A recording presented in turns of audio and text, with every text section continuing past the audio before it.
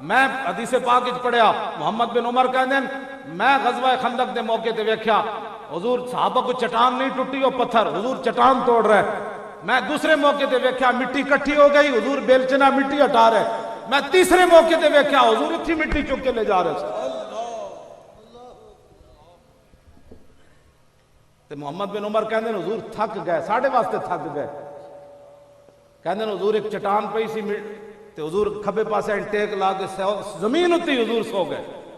حضرت سیدنا صدیق اکبر حضرت عمر قریب کھڑے ہو گئے، صحابہ نو کہن ادھروں نہیں گزرنا، حضور ستے ہوئے تے کہندے ہیں یکدم حضور جاگے تے حضور فوسبہ دا معنی میں نہیں کر سکتا ادب دی وجہ تو حضور اتنی تیزی نال اٹھے، فرمایا تسی میں نے جگایا کوئی نہیں، کام کے نہیں کرنا.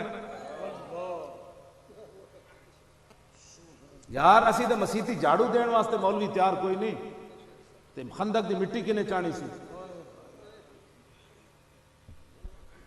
اس واسطے میں جس اسلام کی گلاں کرنا ہے بہت ڈاڈا ہے. ہاں یہ 20 قسم دے کھانے نہیں کھان دیندا. ہاں جی ہاں یہ تے کھجوراں بھی رج کے نہیں کھواندا، بدر وچ لے جاندا. ہاں یہ گراؤنڈ ریلٹی اسلام وچ کدی ہوئی کوئی نہیں. مینوں کوئی دسے جی گراؤنڈ ریلٹی، یہ گراؤنڈ ریلٹیاں بنا بنا کے کیبلاں تے بہ کے یہود و نصارا دے ایجنٹ.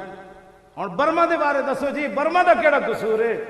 اوتے شاہ جی برما والے دا کیڑا قصور ہے؟ او دا نام ہی نہیں لیندے.